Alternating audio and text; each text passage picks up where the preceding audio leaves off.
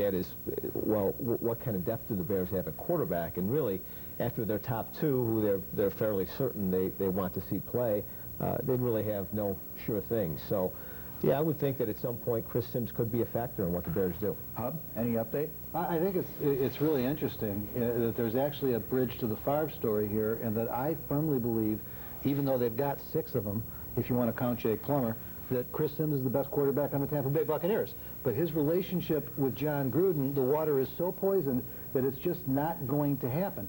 And so now you got Gruden and Sims, you got Thompson and Favre, you got the Bears with their kind of silly quarterback situation. Here's what I know.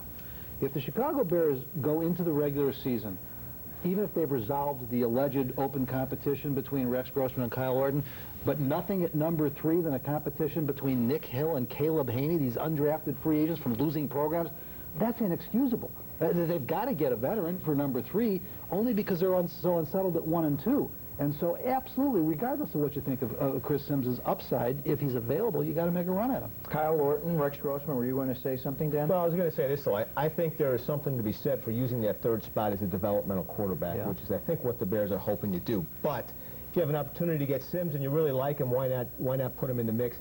I would be surprised, however, if they did get Sims and he came in and became the starter of this team, because it's so late in the process. He has not learned this offense. It would be difficult for him to come in. Danny, I totally agree with you about number 3 being a developmental prospect, but get me a prospect.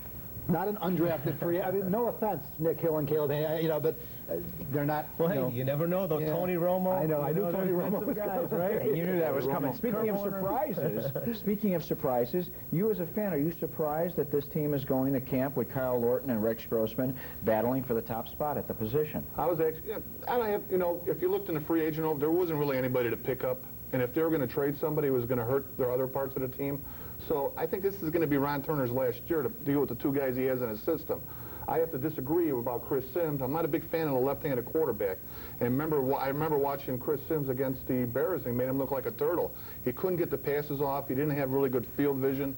He's not too mobile. I know you guys might think differently, but from the way I see it, the left-handed quarterback, he hasn't been really good in history.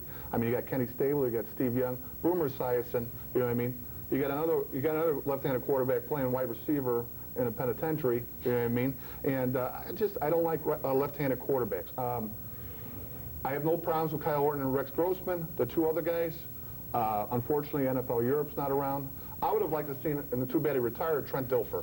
Trent Dilfer would have been a really good veteran backup for him, just in case of injury. Whoa, Butch. Chris Sims is a turtle, and you want Trent Dilfer? I just think that Trent Dilfer would have fit better than Chris Sims.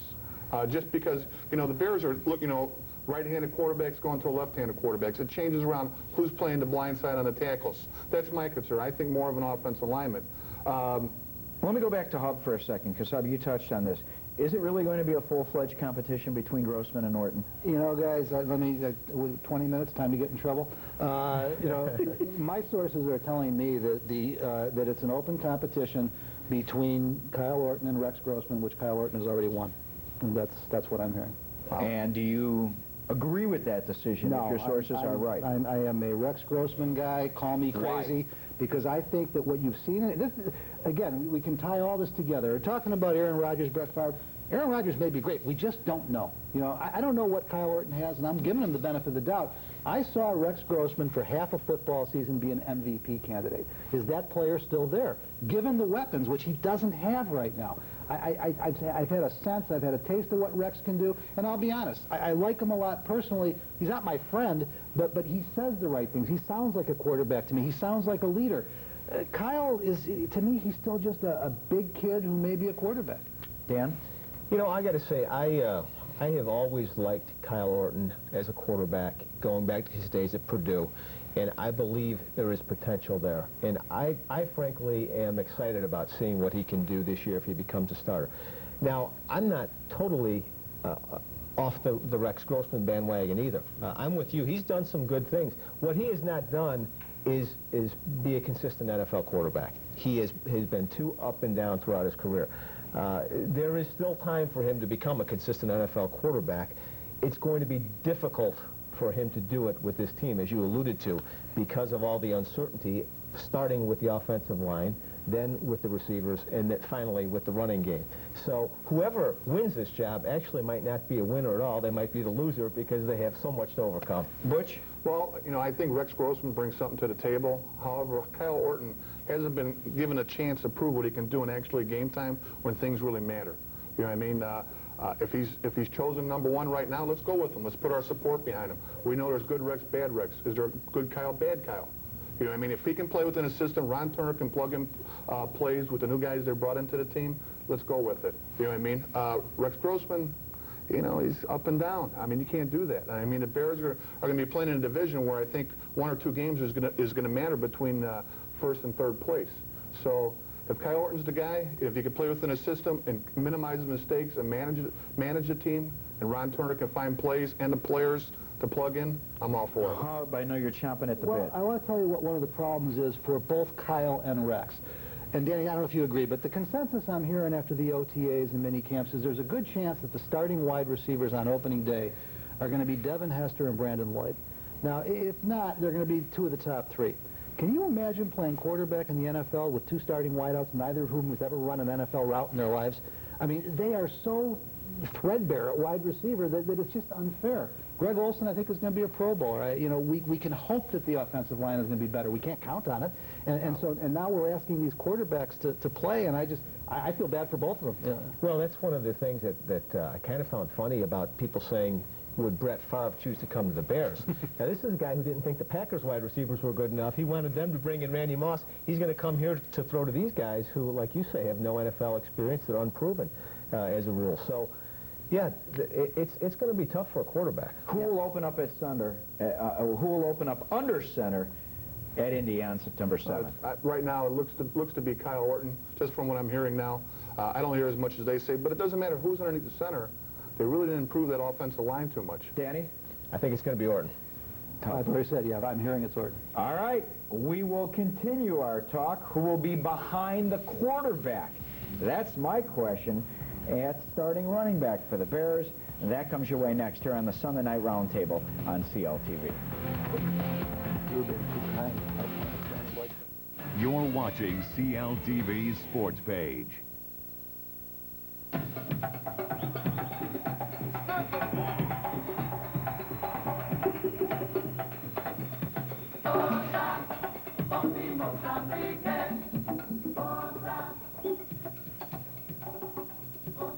Up Down Tobacco, home of the Diana Sylvia cigar.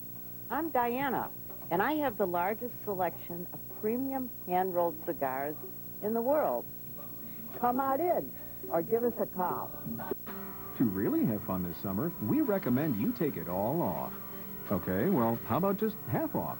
We did for the Great Escapes half-off clearance sale, where you save up to 50% on name-brand hot tubs, save up to $1,000 on Viking spas, save up to $2,000 on Jacuzzi and Sundance, save up to $3,500 on Cal Spas, save even more on floor models, plus get 0% financing for 1 year on all hot tubs, only at the Great Escape.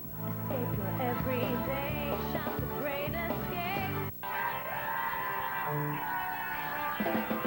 Everybody wants to live like they want to live, and everybody wants to love like they want to love, and everybody wants to be closer to free. Oh, yeah, yeah, yeah. TravelWisconsin.com.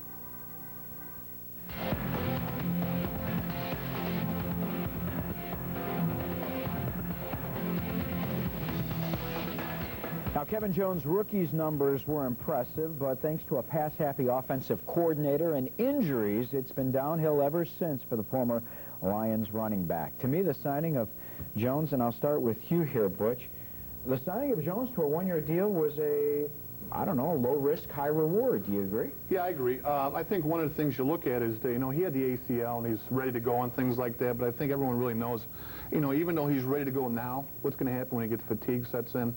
So, but he can be a spot, you know, help to nurture 40, right? And I think, and just, both of them are going to be first and second down backs because Adrian Peterson is a third down back in long yardage situation. So I think it's not bad to bring 40 along with Jones. you know, split time. So, not bad. You like the pickup, Dan? I do. You know, I'm not sure he's going to make the team, but it's, as you said, it's a no-risk proposition. If they cut him before the season you don't starts, even think they won't he'll owe make him anything. You He think might that not. possibly he may not even make the There's team? a chance. I mean, between his injury situation and the fact that, you know, if you look at his career, he really never has done much. I mean, again, good running back coming out of college, but has been a big disappointment. Couldn't make the Detroit Lions, who did not have Barry Sanders at running back. So, you know, this team, I mean, I think there's a place for him if he can regain his health on this team. He's going to have to be better than Adrian Peterson or Garrett Wolf, though. So I don't know if he can do that. You know, I think it was absolutely the right move on July 15th when they did it. What's unfortunate is that after the disaster of every decision they made with Cedric Benson and Thomas Jones, that they allowed themselves to be in the position they were in on July 15th. I think there's a third option here that may be the most likely scenario. I think he starts the year on the PUP list because, you know, but you're right. There's a that's the physically unable to perform list, which means he can be hidden there until week 6. Okay. So you can keep him, you can't lose him, but then week 6 you have to make the decision, do you activate him or not? And I think the real issue here is he's 7.5 months removed from an ACL reconstruction. It's a miracle he was able to work out well enough to get the contract. He's not ready to take the NFL abuse. And he's going to be running on his own without the team, alongside the team, but not with the team right now. And, you know, it takes a while. I had knee surgeries, too.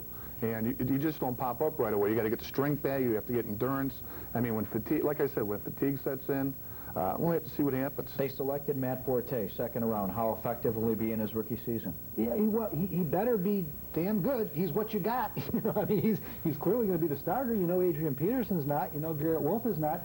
He's a nice prospect. He is what he is. What was he, the 5th running back taken? And again, I think for a team that wants to, we all hate this now, get off the bus running, you know, to do it with a rookie out of Conference USA who had a fumbling problem, we'll see. Are they a better running team without Cedric Benson?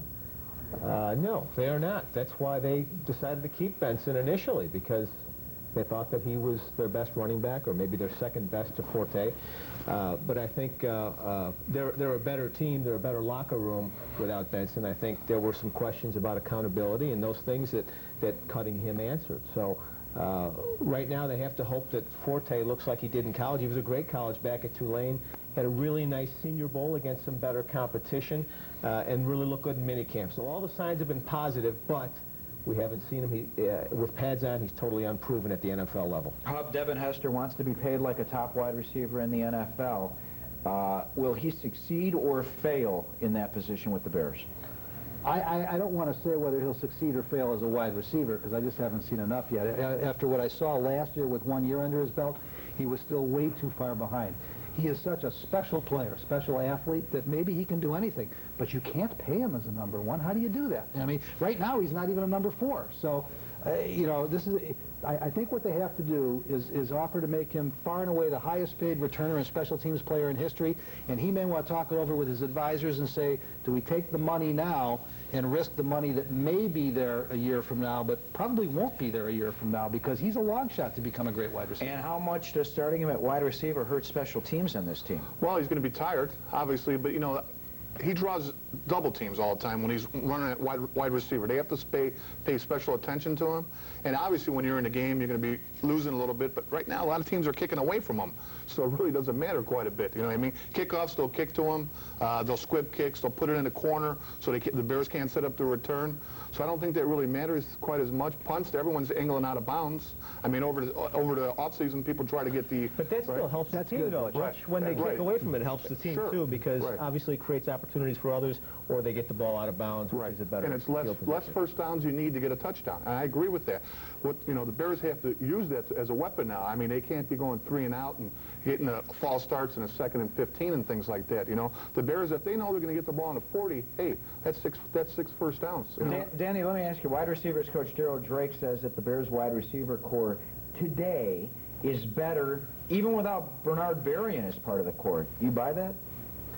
Well, you know, I guess my response to that would be let's see it, because you know, they haven't really hit anybody or gotten hit since Berrien's been gone. I don't think anything is proven at this point. And clearly, you know, if you look at the players who are replacing Berrien, Marty Booker, Brandon Lloyd, whomever else, you know, you would say, well, their production certainly didn't match his. You know, Daryl's saying what he has to say. Bernard